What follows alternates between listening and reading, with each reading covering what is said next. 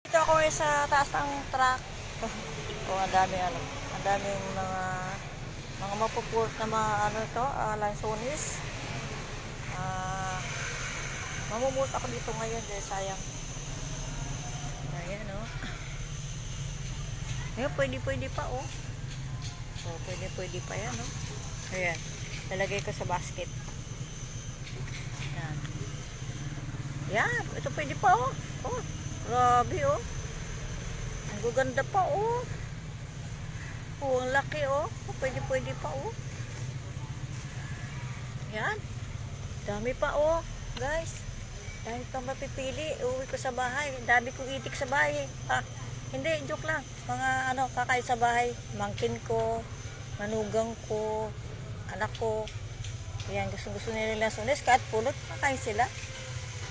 Hindi naman kaya ito marumi may sugasan mo lang yan, saka may balat yan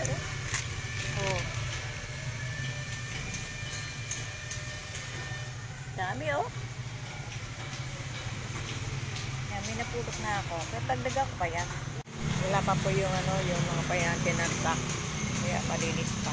Wala pa yung mga basura. Maya pa yan, marami yan. Hilira na yung mga yan. May mga bagong pahinanti kasi naglilinis na dito sa magbababoy. Mga basura at mga graba-graba.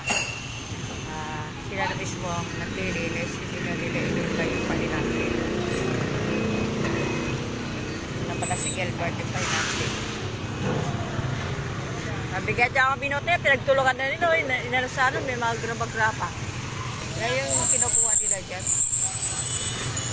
Guys, ito na naman yung itong ginagawang palengke ngayong bago. Ito yung paglalagyan ng mga pwesto ng mga groceries. Yan. Para siyang tawag dito, para siyang apartment, pare-parehong style. Lilipat kasi dito yung mga grocery. Hindi ko alam kung ano pa mga sasama nilang dyan, mga paninda.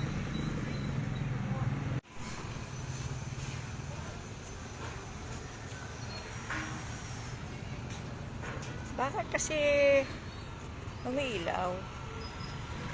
Ayan, ito yung pwesto ko. Yung pwesto ko na yan, kanina, nilinis ko na yan. Tapos, konti na lang. Himo na lang. Ang tawag dito, yung labar-labar na lang para okay na.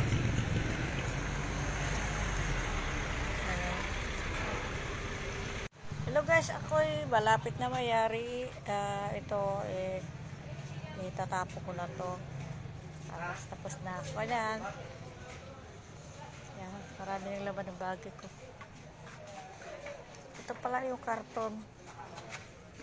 Alam mo, mura-mura na ngayong kalakal ngayon. Piso na lang. Pero pinagtsaga ko, sayang din kasi.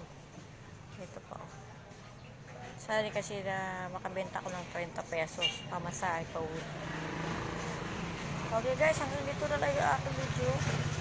Ako'y uwi na. Tapos na po ako. Sobrang pang init Yan. Grabing init ngayon. Sige po, bye-bye.